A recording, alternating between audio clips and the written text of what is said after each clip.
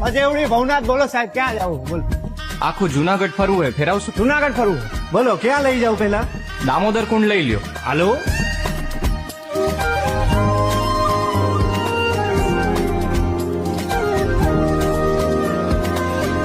ચાલીને મનોરથ જીવતું, માલી રે માયાને જીવતું, અધીરો ને વ્યાકુળ થઈને પામે રે કશું નહીં જીવતું.